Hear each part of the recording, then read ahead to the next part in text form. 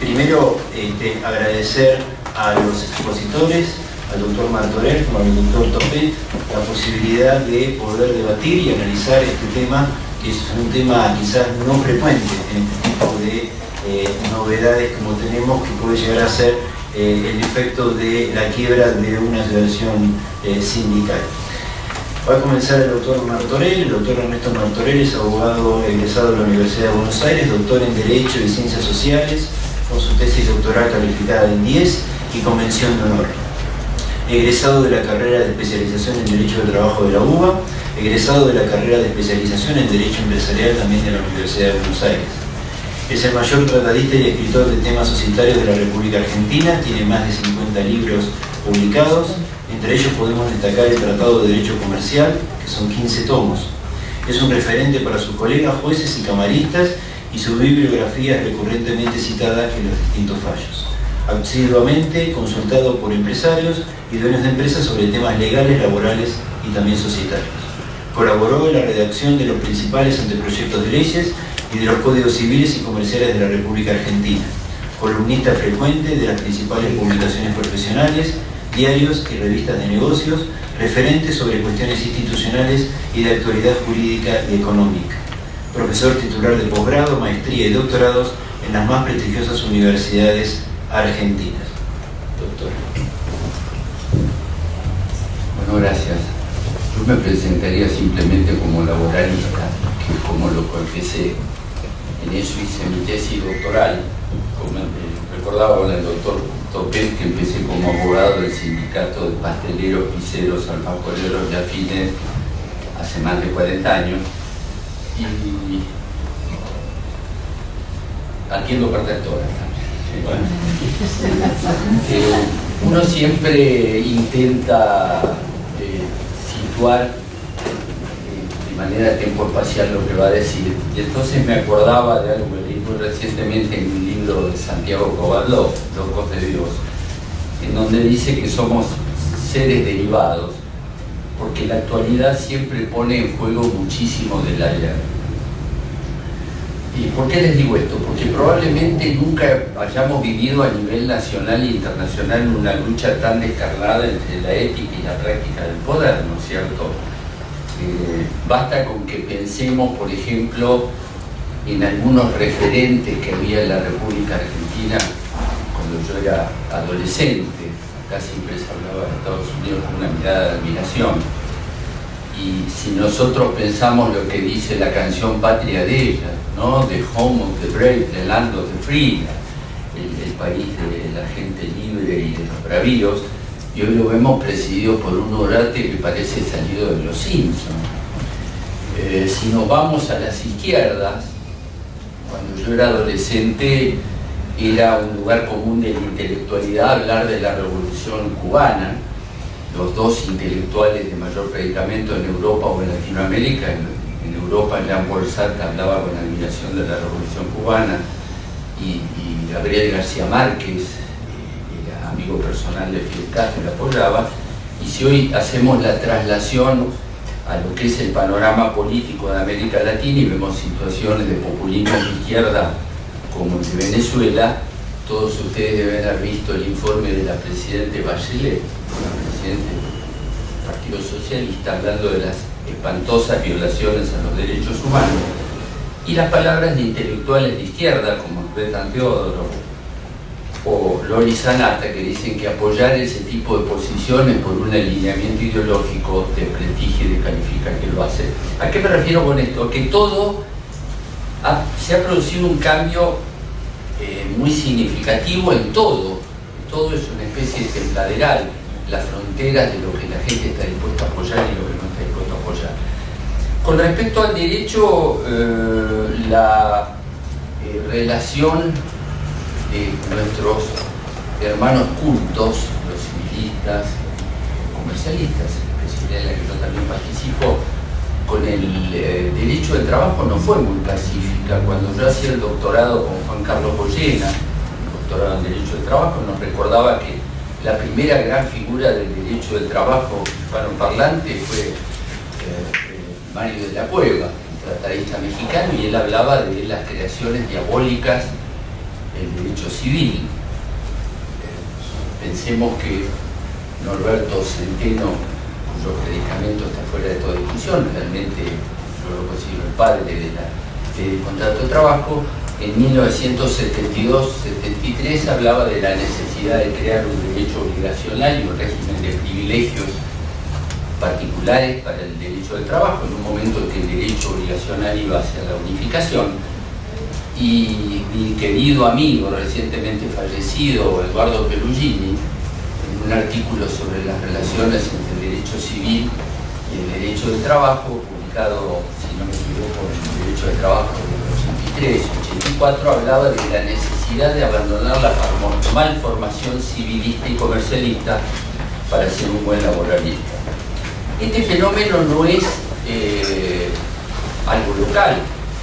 En Italia, cuando uno habla de derecho y crisis, por ejemplo, hacia fines de la década del 70, se publicaron trabajos que hablaban del falimento, porque la quiebra de la quiebra, porque la quiebra no daba solución para nada. Había autores que escribían en las dos disciplinas. Yo recuerdo un trabajo de Sandulli que decía, un trabajo que se llama Breves apuntes sobre la crisis empresaria y los intereses de los trabajadores, decía que era muy difícil desde la posición de un laboralista ver qué actitud tomar frente a la crisis empresaria y la falta de soluciones. Y otro autor, Santini, hablaba en un trabajo que se llama Civilista y Laboralista a Confronto, imagínense el título, lo explica todo, decía que a veces los laboralistas cometemos el error de pretender incorporar, de apartar y sobrevaluar los derechos de aquellos a quienes representamos, quizás con deliberado olvido que los laboralistas no solemos representar el JP Morgan, lo cual no tendría nada de malo, por cierto, pero defendemos normalmente a los que menos posible.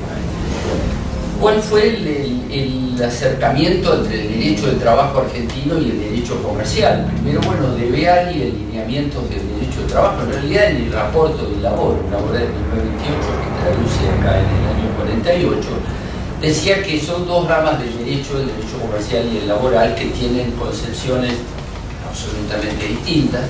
Adjudicaba el derecho comercial una visión mucho más formal, dándole fuerza a los contratos, y al derecho del trabajo en predominio de lo que él llamaba el principio realístico y la necesidad de proteger al insuficiente que se no tiene, dejando de lado formalidades.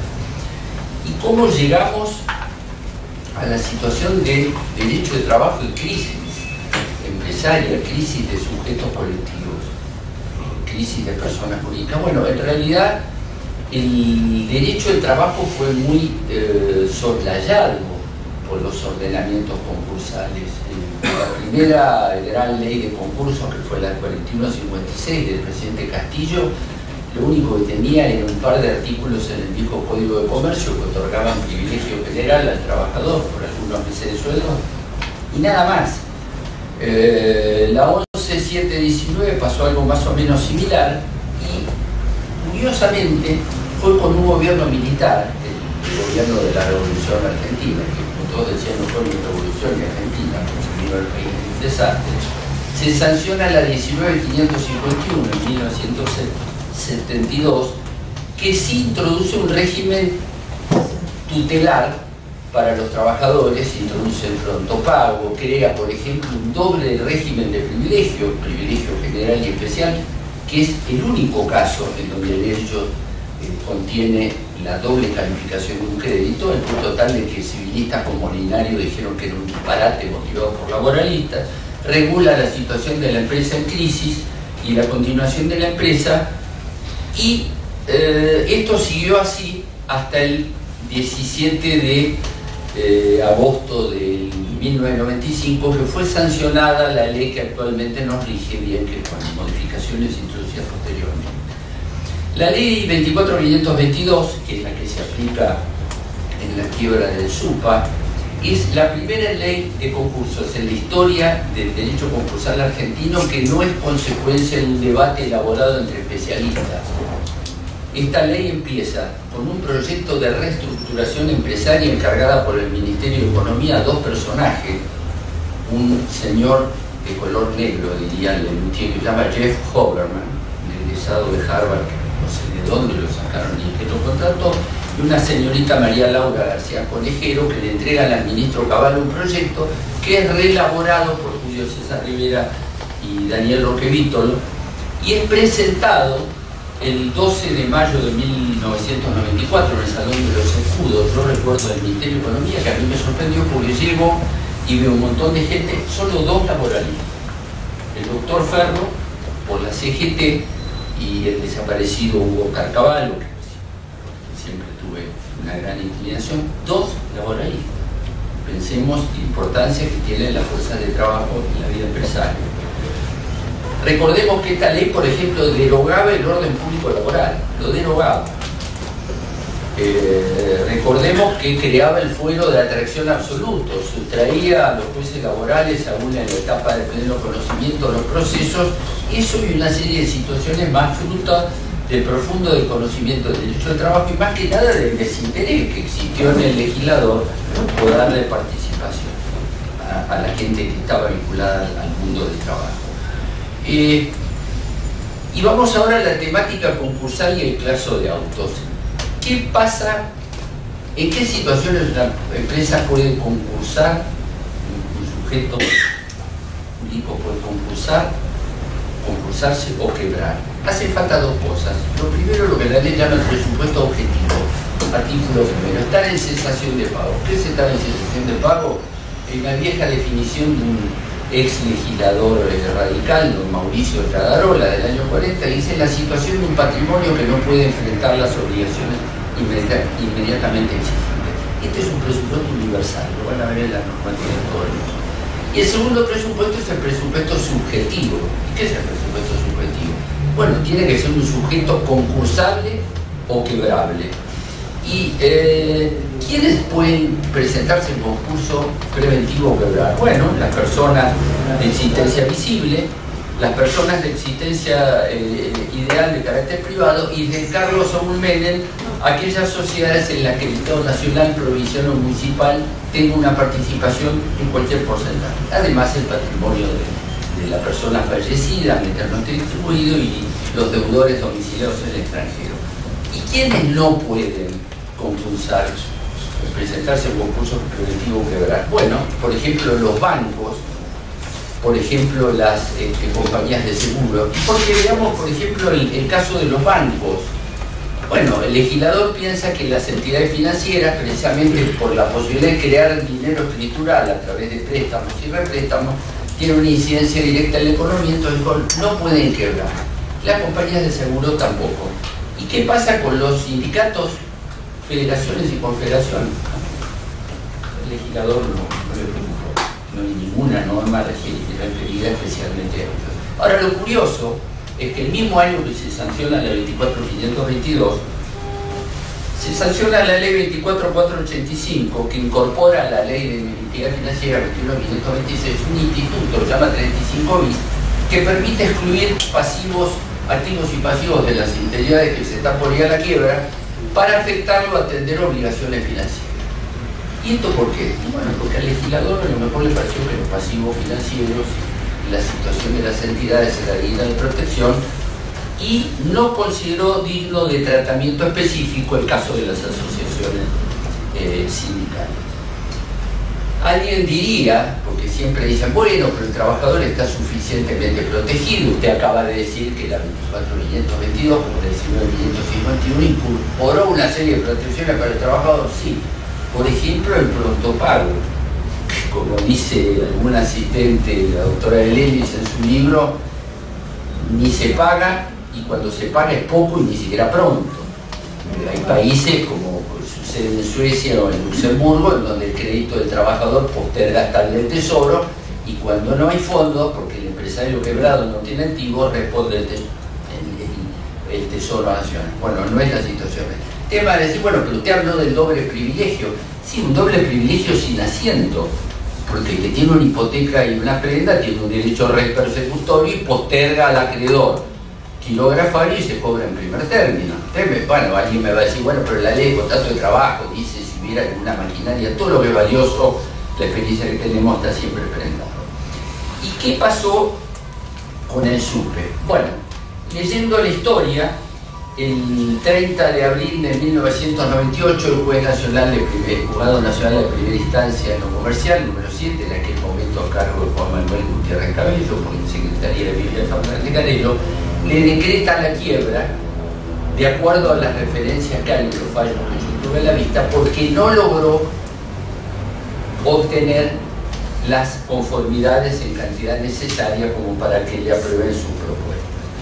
Eso fue registrado en el legajo de la entidad gremial y en el sistema informático de la Delegación Nacional de Entidades Financieras. Consecuentemente, sindicato en quiebra. Vámonos a la ley de quiebra. Tiene un capítulo segundo, que habla efectos de la quiebra. ¿Y qué dice? Artículo 106. El fallido queda desapoderado de los bienes existentes a la fecha de la declaración de quiebra y de los que adquiera hasta su rehabilitación. El desapoderamiento impide el ejercicio de los derechos de administración y de disposición, pero solo sobre el patrimonio desapoderado. Ahora bien, acá empieza toda una larga serie de peros que surgen de la ley de concurso. Por ejemplo, el desapoderamiento impide el ejercicio de ciertos derechos, pero el 108 dice bienes excluidos. Están excluidos del desapoderamiento el ejercicio de los derechos no patrimoniales. Bueno, en muchos derechos yo no sé si no son los fundamentales, más allá que la cuota sindical sea importante y los activos de las organizaciones sindicales sea importante, la defensa del interés profesional muchas veces pasa por la defensa de situaciones no patrimonializables per se, sino por la protección a través de tutela y de asesoramiento. El inciso quinto del mismo artículo 108 tiene otro pero, dice: la facultad de actuar en justicia en defensa de los bienes y derechos que no caen en el desapoderamiento en cuanto esta ley admite la intervención particular. Quiere decir que lo que no cayó en el desapoderamiento, también el fallido puede ejercer su derecho de defenderlo. Por otro lado, el artículo 110 habla de legitimación procesal, dice: la pierde con respecto a los bienes desapoderados. Pero la jurisprudencia comercial ya hace por lo menos 2 décadas que dice: ojo, ojito y ojazo, sobre los bienes objeto de desapoderamiento pierde legitimación, pero siempre le queda legitimación residual. ¿Por qué? Porque si una organización sindical quiebra con un pasivo de 30 millones de pesos, pero tiene activos de 90, pues fallida y todo, y desapoderada, y habiendo perdido una legitimación genérica, siempre la tendrá, porque el remanente se lo van a tener que devolver. No se le puede conculcar el derecho a defender el derecho de la percepción de lo que pudiera llegar a quedar. Por otro lado, ¿hasta cuándo queda inhabilitado un fallido? Bueno, hay que dividir personas físicas y jurídicas. El 234 dice: el fallido queda inhabilitado desde la fecha de quiebra y cesa al año de la fecha de la sentencia de quiebra, que fue fijada la fecha de cesación de pago. Si es persona física. Pero en materia de personas jurídicas, el 237 dice: la inhabilitación de la persona jurídica es definitiva, salvo conversión de la quiebra o conclusión por otro motivo. Y el 94, inciso 6 de la ley de quiebra, de la ley de sociedades, perdón, entre las causales de disolución de una sociedad, que son muchas: cumplimiento del objeto, vencimiento del plazo, dice la sociedad, la persona jurídica se disuelve por quiebra. Pero acá aparece otro pero, porque la disolución de una persona jurídica no es como la muerte de una persona física, que es un hecho que podrá ser consecuencia de una enfermedad larga y penosa, pero que es inmediato: me muero y me morí, y se acabó. La persona jurídica no. ¿Qué es disolver? Disolver es liquidar los activos y cancelar los pasivos. Y esto a lo mejor puede durar años o décadas. Y de hecho ocurre así. Con apoyo en esta sentencia que decreta la quiebra, repito, del 30 de abril de 1998, 21 años, el 21 de octubre del 99, el ministro de Trabajo, que en ese momento era José Uriburu, considera perdidos los derechos poseídos por el SUPA. La inhabilita, considera inhabilitada en forma definitiva y declara la cancelación automática de la inscripción en el registro de entidades sindicales, artículo 21, de la 23.550, y da por perdida la personalidad gremial. Y acto seguido dice: sus asociados no se encuentran facultados para decidir sobre la conducción de aquella. Dicta la resolución 732 y la da por cancelada. Esto es apelado por el sindicato, y el 30 de abril del 2001 la Sala Décima, con un voto de Héctor Scotti, al que adhieren Julio Simón y Gregorio Corach, pero además citando antecedentes del propio Julio Simón, anteriores a otra causa, dice: el Ministerio de Trabajo, la única facultad que le otorga el artículo 56, inciso tercero, es pedirle a la autoridad de aplicación, pedirle a la justicia que cancele, pero no cancelarla per se. El Ministerio se excedió. El Ministerio de Trabajo no puede limitar la autonomía de las asociaciones sindicales sin afectar el principio de libertad sindical. Y con buen criterio se apoya, además de la Ley de Asociaciones Profesionales, en la Ley de Procedimiento Administrativo. Y se violaron los artículos 7, inciso A, y 14, inciso B de la 15.549. Me metí en esto exclusivamente no para intelectuales, sino para explicar después lo que pasó con la Cámara.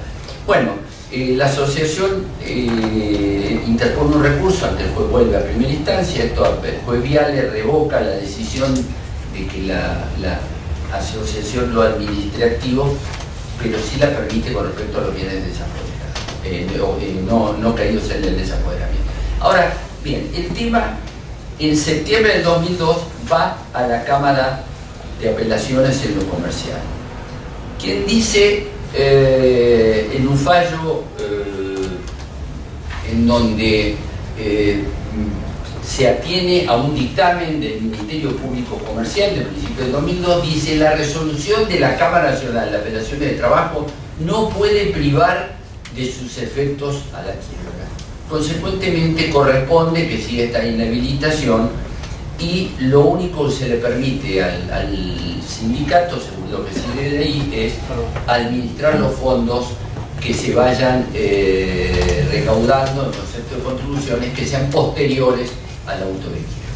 Ahora bien, en esta historia de la Argentina, en donde de repente un expresidente tarda 20 años en ser absuelto por una cámara penal que dice está solo porque el juicio duró 20 años, si los causales duraban 20 años hubieran sido lo mismo, la Sala A de la Cámara Comercial le pide un dictamen al Ministerio Público de vuelta, y en una posición que no me escuchan los comercialistas porque no estoy de acuerdo prácticamente en absoluto con esto, en una posición en donde adhiere al dictamen del fiscal del 2002, pero no al dictamen de la doctora Gabriela Boquín del 2018, prácticamente condena a muerte o ordena sepultar al SUPA. Porque ¿qué es lo que dice?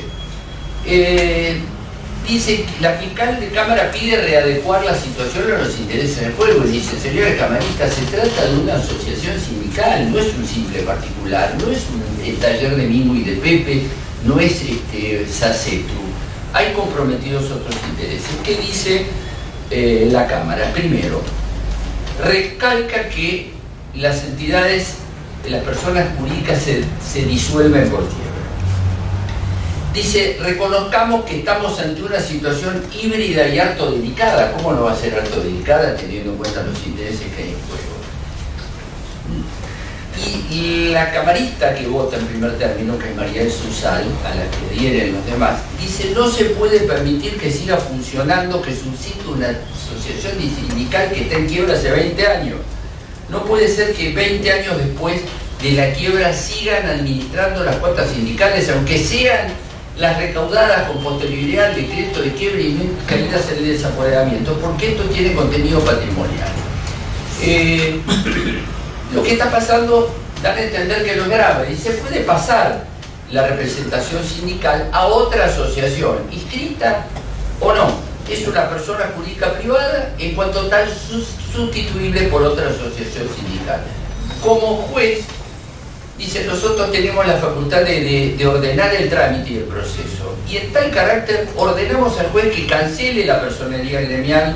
Segundo, que ordene al Ministerio de Trabajo que proponga una lista para intervenir la sociedad. Le damos 90 días para que normalice la representación sindical y intervenimos preventivamente la dirección y la administración del ente sindical. ¿Cuál es mi posición personal? Uno con los años cambia mucho, se vuelve como el sapo viejo sobre el filósofo, ¿no es cierto? Probablemente por lo que veo. Vamos, para construir posiciones personales y que no digan que uno es un tirabomba, hay que buscar el sustento normativo. El artículo 237 de la ley de concursos dice que la intervención de las personas jurídicas, la inhabilitación, es definitiva. En cuanto tal, no puede ser reducida ni puede ser prorrogada. La Cámara Comercial, en su sentencia anterior del año 2002, ¿qué es lo que ponderó? Primero dijo, hay una intención clara de los aportantes, por algo siguen aportando, de que siga funcionando su sindicato. Si se ordenara que deje de funcionar, todos los pagos que hicieron durante, en aquel momento, una década y hoy casi 2, se convertirían en pagos carentes de causa y en cuanto tal objeto de repetición. La fiscal de Cámara, el dictamen al que había, lo dice, mantener la intervención como la inhabilitación como definitiva privaría al sindicato del ejercicio efectivo de sus facultades o atribuciones que le son propias y que hacen precisamente a la función sindical.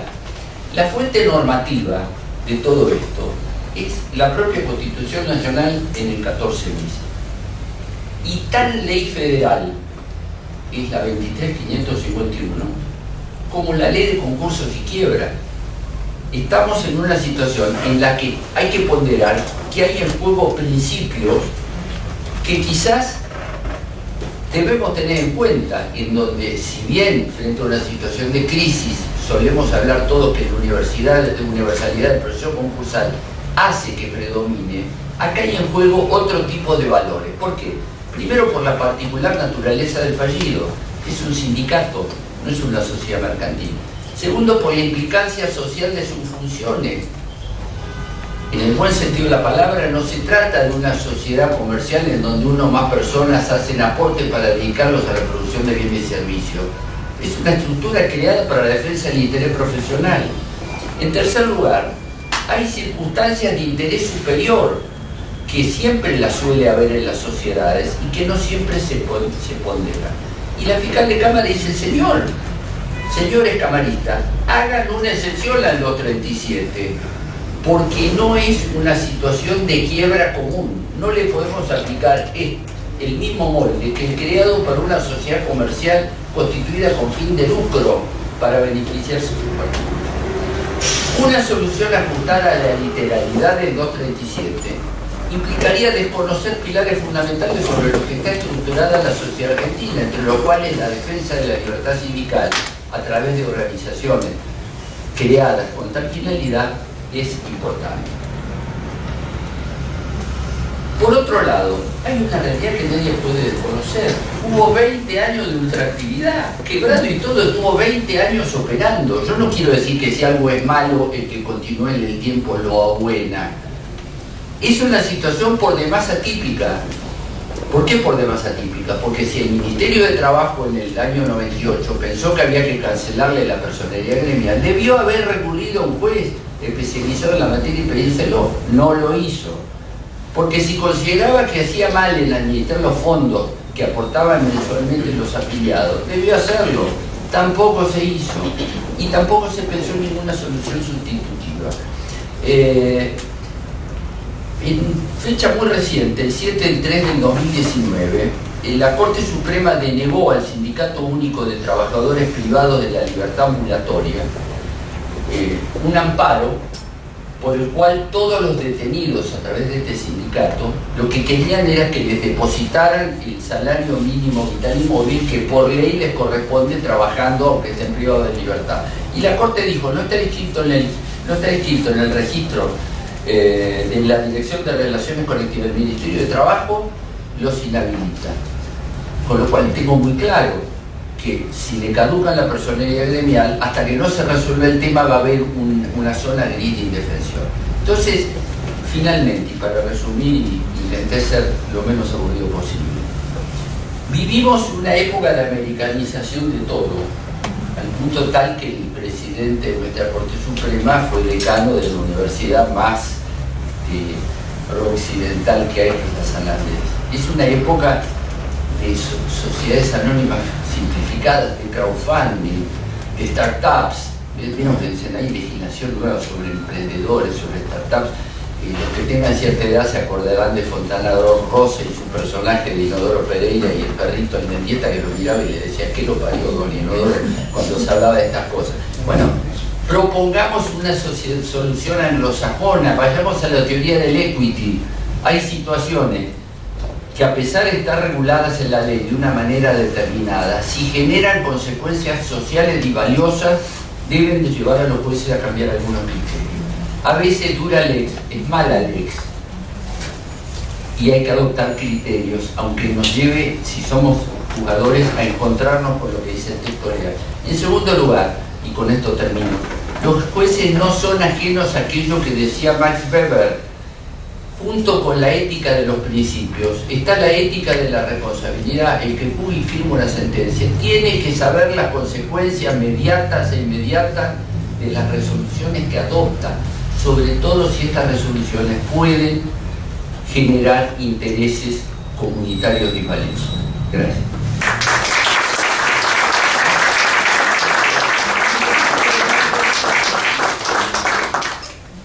Muchas gracias, doctor Martorell. Vamos a escuchar al doctor Pablo Topet. Pablo Topet es abogado egresado de la Universidad de Buenos Aires, especialista en Derecho del Trabajo, autor de libros, colaboraciones, ponencias y artículos de la especialidad, profesor en carreras de grado y especialización en la UBA, asesor de asociaciones sindicales de la CGT, exdirector nacional de Relaciones del Trabajo, consultor en materia de libertad sindical de la Organización Internacional del Trabajo para América Latina. Bueno, muchísimas gracias a la asociación, a Lorenzo por su nueva gestión, que me hayan tenido en cuenta para participar en esta mesa. Ernesto, para mí es muy grato poder compartir una mesa con un colega que está a dos aguas entre el derecho comercial y el derecho laboral, y por supuesto un auditorio tan distinguido me gratifica sobremanera. Ahora voy a intentar tomar, digamos, tu intervención.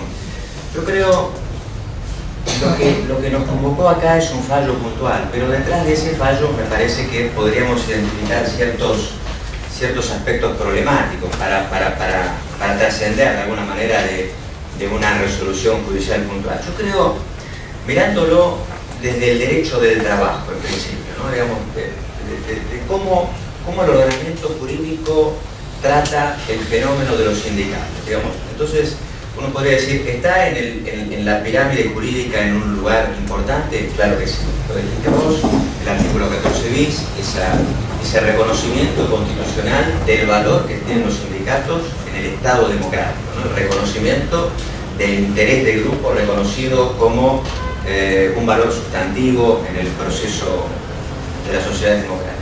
Muy bien. Tenemos, a partir del año 94, un convenio internacional. Hay otros, pero hay uno muy relevante, el convenio 87, que garantiza y promueve la libertad sindical sin ningún tipo de requisito ni de límites, tanto para el sector privado, sector público, el empleo en relación de dependencia. Tenemos entonces allí dos normas que dan un continente. Allí está. Efectivamente hay un mandato constitucional que dice esto es importante para la sociedad. Ahora, vamos al modo en que la legislación nacional ha regulado esta cuestión. Y acá quiero poner sobre la mesa un tema que es propiamente de Argentina, porque sindicatos hay en todo el mundo, pero nuestro ordenamiento jurídico, la historia de las leyes sindicales en Argentina, nos muestra un cierto temor al vacío de representación colectiva. Fíjense ustedes que desde el 45 para acá, absolutamente todas las leyes han incluido dos tipos básicos de asociación. Una, hoy le llamamos simplemente cripta, y a la otra con personería gremial, en su momento tuvieron otros nombres, pero digamos que es una secuencia que se repite. Ahora bien, la asociación simplemente cripta es una asociación que comparte, ¿sí?, la naturaleza y los requisitos de las asociaciones incorporadas al Código Civil y Comercial de la Nación. Desde ese punto de vista, poco las diferencias, salvo su objeto, ¿sí?, específico, la defensa del interés de los trabajadores, de la vida y el trabajo de los trabajadores. Digamos, ahí sí tenemos una asociación que se distingue poco del resto de las asociaciones. Sin embargo, todos los ordenamientos han incluido un estatus específico, pero no es un estatus que se puede tener al margen de la existencia de una asociación. Es un estatus, ¿sí?, que complementa una situación preexistente, ¿sí? Entonces, la personería gremial es una representación extendida por imperio de un acto administrativo que obviamente está autorizado por ley. Digamos, la personería gremial es una representación, ¿sí?, que extiende la representación natural de los afiliados a una asociación simplemente inscrita a un universo más amplio. ¿Y qué quiero decir? En nuestro ordenamiento, la representación colectiva se asigna con carácter de exclusividad a un sindicato. Ahora, el ordenamiento esto lo hace ante la posibilidad de que haya más de una asociación sindical, ¿sí?, más de una asociación sindical que tenga la vocación de esa representación de un universo dado. Ahora, ¿qué pasa cuando eso no ha sucedido? Cuando no hay una asociación sindical que tenga ese estatus. Bueno, todos los ordenamientos, desde 1945 hasta la fecha, sostienen, y esto es bastante sorprendente, que cuando eso no existe, un sindicato con personal gremial, el que representa al todo, y al todo es la categoría, un sector de la economía, es un sindicato simplemente inscrito. ¿Qué quiero entonces remarcar? Nuestro ordenamiento es un ordenamiento que no tolera que haya un universo, ¿sí?, de una categoría profesional que no tenga representación. Esto es una política legislativa nacional, ¿no? En todos los lados del mundo sucede esto. Digo, en la mayoría de los países, ¿sí?, un sindicato representa individual y colectivamente a sus afiliados. La cuestión de la extensión de la representación no es universal, ¿sí? Sin embargo, en nuestro país eso ha sido tomado así y todos los ordenamientos han previsto que ante la ausencia de lo otro, la representación la ejerce un sindicato simplemente inscrito. ¿Por qué hago toda esta introducción? Porque vamos a ver que el fallo que nos trae aquí parte, primero, de la idea de que en todas las categorías profesionales hay un sindicato simplemente inscrito con vocación de representar a todos, cuando eso es prácticamente inexistente en la práctica. Digamos, y ahora vamos al fallo. Bueno, por supuesto que esta introducción que hago, digo, bueno, ahí hay una tensión, ¿sí? El ordenamiento argentino dice la representación colectiva es necesaria, haya sindicato con personal gremial o no lo hace. Entonces, digamos, esta es una decisión política. Por el otro lado, hay un sistema de concursos y quiebras. Y acá, digo, me voy a meter en tu ámbito. El régimen de concursos y quiebras, en esto no parece tan claro, ¿sí? Si uno tuviera que inclinarse por alguna definición o por alguna apreciación, parecería que efectivamente divide aguas, digamos, el sistema. Cuando se trata de una persona jurídica hay desapoderamiento y hay inhabilitación, y la inhabilitación es definitiva, ¿sí? Salvo lo que está previsto en el artículo 90, que uno pudiera transformar una quiebra en concurso o hubiera una conclusión, se cerrase la quiebra con existencia de activos. Pero si no, para las personas jurídicas, la situación de desapoderamiento y la inhabilitación, ¿sí?, consecuente es definitiva. Entonces pareciera allí que hay un problema desde el punto de vista legal. Yo voy a entrar con el tema del interés superior al que aluden las fiscales y los jueces también, porque hay otros fallos también interesantes para revisar. Entonces digo, pareciera entonces que si la ley de concursos prevé esta situación, allí tenemos un problema, ¿sí? Allí tenemos un problema. Por supuesto que la ley de concursos y quiebras también prevé la situación de las personas bueno, ahora humanas, ¿sí? Ahora de físicas, de las personas humanas. Y allí no tenemos este límite, ¿sí?, de la inhabilitación sine die, sino que la inhabilitación es temporal, ¿sí?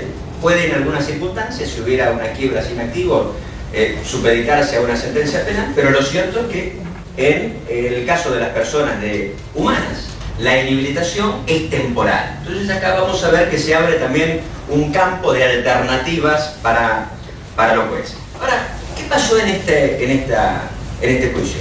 Primero, como decía Ernesto, hay un dato que no puede soslayarse. Lo que sucedió acá es que hubo una actuación, ¿sí?, acá está el colega del sindicato, hubo una actuación del sindicato durante 20 años. Entonces, esta sentencia se dicta después de una situación jurídica, ya voy a explicar por qué, durante los cuales durante 20 años el sindicato no solo negoció colectivamente, sino que hizo elecciones, representó individual, colectivamente, representó ante el Estado. O sea que ese dato es un dato no menor para esta causa. Ahora, ¿cómo se llegó a esa situación de que el sindicato durante 20 años hubiera estado actuando? Se llega porque cuando decretan la quiebra, cuando se dicta la quiebra del SUPA, el juez comercial no ordena la cancelación de la inscripción, ¿sí?, y de la personería, sino que comunica al Ministerio. Entonces el Ministerio, como se anoticia de esa cuestión, dicta esa resolución administrativa, el ministro Uriburu, diciendo que como le había llegado a conocimiento la quiebra, entendía, hay un dictamen jurídico, que era una inhabilitación y por lo tanto la sociedad no podía, la asociación civil no podía continuar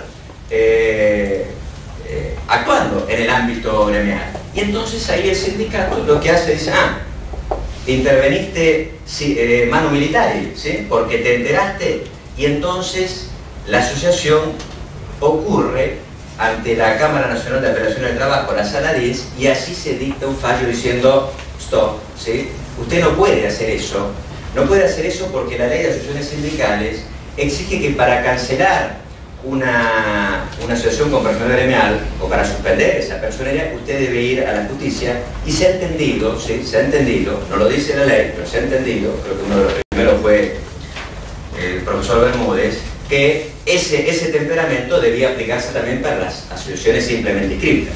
Entonces, me explico, digamos, la ley solamente contempla el caso de la personería gremial, pero se ha entendido que esa omisión implicaba también la obligación de la autoridad de aplicación de ocurrir ante la justicia. Ahora esto que dice esta ley es nuevo, ¿sí?, porque todas las leyes anteriores no decían esto, decían que el Ministerio efectivamente podía suspender o cancelar una personería. Pero esta ley sindical, la 23551, pone el acento muy fuertemente en la idea de autonomía, en la idea de una intervención, el artículo 6, el artículo 57, el propio artículo 56, que es el que establece cuáles son las facultades de la autoridad de aplicación. Entonces, ahí muy bien, el fallo de la Sala 10 dice, bueno, sin perjuicio de no entrar al fondo de lo que usted incorpora en el acto administrativo, yo digo que usted no puede hacerlo sin pedirlo a la justicia. Y entonces, por una cuestión, digamos, invocando la ley de procedimiento administrativo, pero básicamente invocando la ley de asociaciones sindicales, le dice, usted no pudo haber hecho eso sin antes pedirlo ante la justicia. Pero dejando, digo yo, dejando la idea de que un juez comercial sí puede pedirlo. Y tal es así que hay otros fallos, ¿sí?, hay otros fallos, el del personal jerárquico de gas del Estado, donde efectivamente un juez comercial ordena al Ministerio de Trabajo y dice, señor, cancele la personería, y cuando esa decisión es recurrida, la justicia de la Cámara Nacional del Trabajo dice, bueno, este caso es diferente, ¿sí?, del SUPA, en este caso eso es correcto, porque no entienden los jueces de la Cámara Nacional de Apelación del Trabajo que esa decisión, ¿sí?, del juez comercial está dentro del marco que le admite, que le permite la ley de concurso y quiebra. No sé si estoy hablando claro o es un poco alambicado, pero la cuestión tiene esta complejidad. Y entonces, el sindicato del SUPA actuó durante 20 años con ese título jurídico de la inexistencia de cancelación de la inscripción en el registro de la Dirección Nacional de Acciones Sindicales, con lo cual efectivamente había actuado con un título que le daba derecho a hacerlo de ese modo. Ahora pasó el tiempo, ¿sí? Pasó el tiempo, y por una circunstancia azarosa, ¿sí?, vinculada a una cuestión de la FIP, no vale la pena, el juez comercial le solicita la cancelación, ¿sí?, de la personería, porque invoca el artículo 237 de la Ley de Concurso y Itinerarios. Y entonces la Cámara, ¿sí?, y los fiscales estaban de acuerdo con el sindicato, pero claro, me parece que estaban de acuerdo por un principio de realidad, porque hacía 20 años que el sindicato estaba actuando, ¿sí? No digo que fuera un argumento que uno puede extender a toda otra situación, en el pensamiento, me parece, bueno, fue lo que estamos analizando. Y entonces, la Cámara, así medio sorprendentemente, en base a la facultad del artículo 64 del ordenamiento del proceso, dice: no, señor, acá estuvo todo mal, ¿sí? Acá hay un artículo 237, usted es una persona jurídica, usted debería haber estado inhabilitado sin perjuicio de ello, y entonces ordena, ¿sí?, le ordena a la Dirección Nacional de Acciones Sindicales que cancele, ¿sí?, que cancele la personería, pero hace algo más. Digo, me parece que la sentencia tiene otra riqueza, porque dice: ordenar al juez acuo que disponga la cancelación de la personería y de ejecución ilegal de la entidad fallida, ¿sí?, y le dé el trámite que corresponde. Es decir, que el juez comercial ahora, la Cámara, la Sala A, ¿sí?, le dice: usted debe indicarle al Ministerio de Trabajo que cancele la personería. Y avanza un poco más, porque dice: bueno, lo interviene en base a la facultad del 56, inciso 2, y eso, bueno, está mal el inciso, nombra, resuelve intervenir el sindicato, la intervención preventiva de la dirección y de la administración, y para eso le pide al Ministerio que le presente algunos candidatos con sus antecedentes para efectuar esa designación. Entonces hay allí un avance, ¿sí?, hay un avance de la Sala, no solo ordena cancelar la personalidad, sino que interviene en facultades que a mí me parece, lo hemos tratado en otro caso acá, que son exclusivas de la Cámara Nacional de Operaciones del Trabajo, ¿no? Si hubiera que intervenir un sindicato, me parece que allí tendría que ser la Cámara Nacional de Operaciones del Trabajo por competencia material, ¿sí?, por el derecho aplicable. Me parece que ahí hay otro tema. Ahora, para no eludir la cuestión, digo, acá la Cámara se pronuncia por: señor, se le aplica todo el rigorismo formal del artículo 237, del 234, usted es una persona jurídica, la desapodero, la inhabilito, y como me dice el 234, la limitación es sine die de por vida, a menos que usted pudiera levantar esa queja. Este es un poco el planteo. Versión restrictiva de la cuestión. Pero hay otra posibilidad, y es un fallo de Mendoza, ¿sí? Es un fallo donde se trata la cuestión de otro sindicato que quebró. Es el sindicato de los empleados municipales de la ciudad de Mendoza. Acá, un juez, también en una situación particular, bastante atípica, porque el sindicato había seguido actuando, ¿sí?, las autoridades habían seguido actuando, porque el Ministerio no había sacado del registro de personerías el registro de este sindicato, entonces el sindicato había seguido actuando, y la municipalidad ha ido reteniendo el dinero, ¿sí?, de las cuotas de afiliados. El sindicato actuaba, la municipalidad retenía. Entonces, en un punto, por una persona que se presenta en el expediente y dice: miren que este sindicato está quebrado y los trabajadores le siguen recortando, un juez, en un fallo muy interesante, que tuvo notas, ¿sí?, notas de Ambesi, interesante, porque el juez hace toda una construcción jurídica. Dice: bueno, ¿acá qué hay?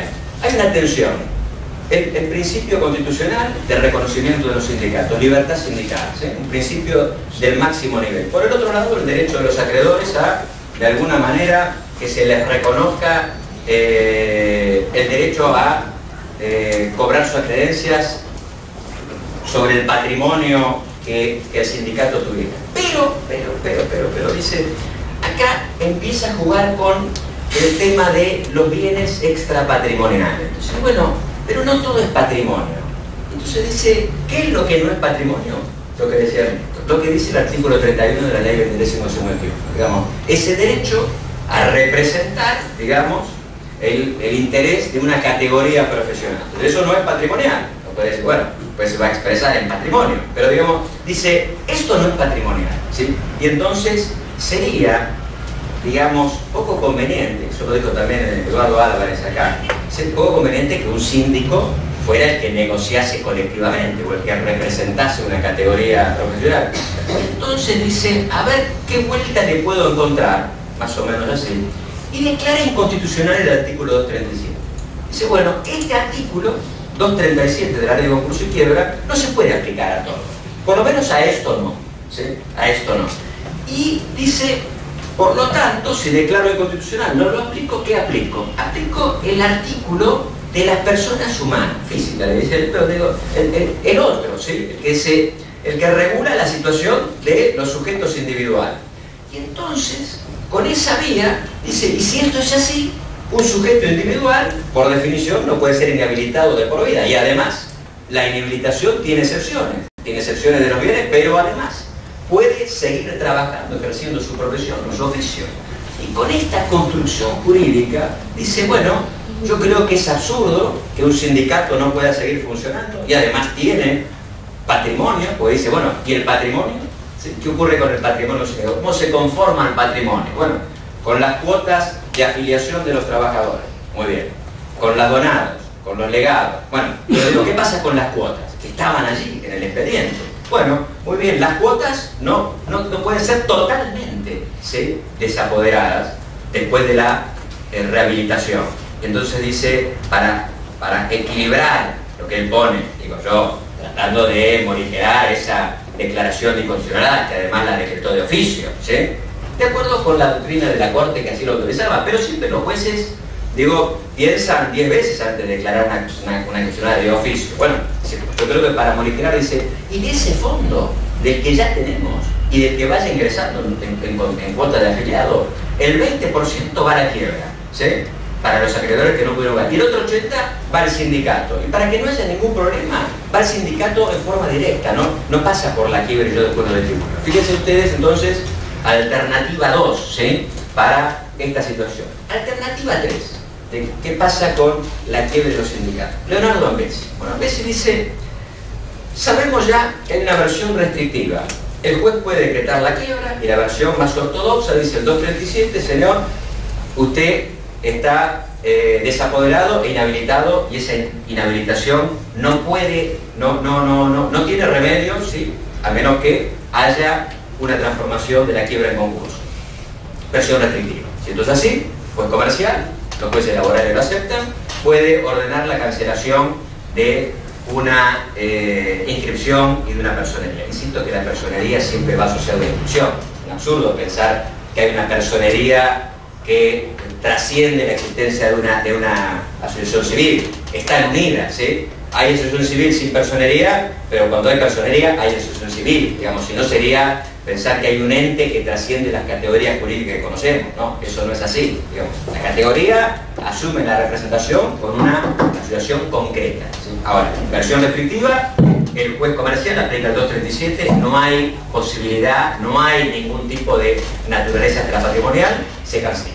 Versión, digamos, esto es la versión que yo tengo, o esto planteaba una intermedia, diciendo, bueno, hacerle decir a la ley por el interés superior, pero convengamos que un activismo judicial en esos términos también es, digamos, de alguna manera, por lo menos polémico, ¿sí? Entonces, alternativa 2, decretar la inconstitucionalidad del 237 y, encabalgando ese razonamiento, digo, bueno, aquello de el sindicato, la profesión es defender a los trabajadores por el artículo 31, para eso está destinado, hay un interés importante de la sociedad en que eso así suceda.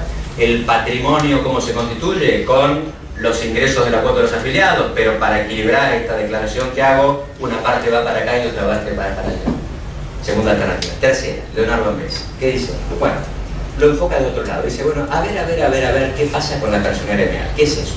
Son facultades de la autoridad, eso es policía del trabajo, ¿sí? O son las facultades de la administración del trabajo, la versión nueva de los administrativistas. Bueno, allí hay un acto estatal que es el producto no de una delegación, ¿sí?, del Poder Ejecutivo, sino una previsión expresa de la ley, que le dice, señor, usted, ¿sí?, controle ciertos requisitos de inicio y después la representación, ¿sí?, del universo que se pretende representar, y eventualmente compatibilice la puja, la contienda de personería con el debido proceso, pero usted dicta un acto administrativo, ¿sí?, de la mayor importancia, que está previsto también en el ordenamiento legal en igualdad de jerarquía jurídica de la ley de concurso y quiebra.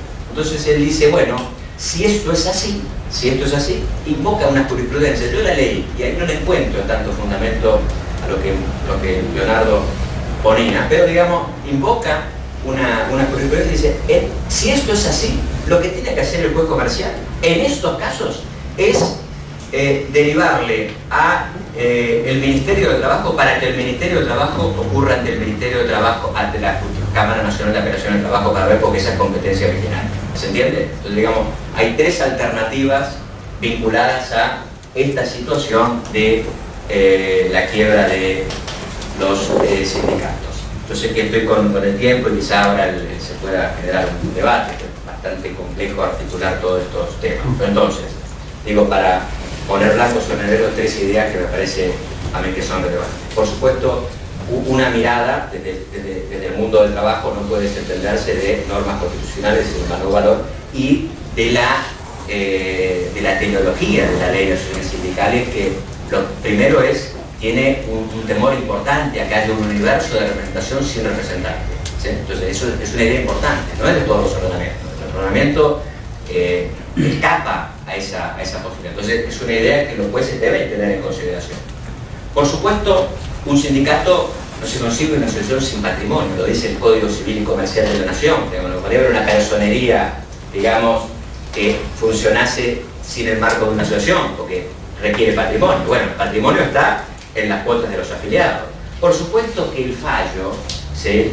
Yo sé que el colega capaz que quería Federico que me detuviese más en el fallo, hay muchísimos, yo por lo menos veo temas que son, quiero ser, como decía Lorenzo, cauto en la adjetivación. Bueno, dice que ordena que el Ministerio de Trabajo audite qué pasó con esos fondos que son de terceros. No, los fondos del sindicato no son de terceros, son los afiliados, son fondos propios, ¿sí? No es un fondo de tercero. Hay un error allí, me parece, conceptual. Segundo, el juez comercial no puede intervenir. Parece que lo que puede hacer, sí, es generar los mecanismos, ¿sí?, para que el Ministerio de Trabajo efectivamente lo haga. Estamos viendo que esto sucede con causas penales y con la justicia comercial. Pero ahí me parece que tenemos un problema. Y después, bueno, la ley de concurso y quiebra, digamos, tiene allí algunos artículos que uno no puede dejar de soslayar, me parece a mí, y entonces, bueno, hay una alternativa por la inconstitucionalidad por un lado, estirar un poco la interpretación diciendo que en este caso hay algo especial, entonces uno separa un patrimonio, es decir, la cuota de afiliación y el sindicato sigue funcionando, es otra alternativa, pero creo que,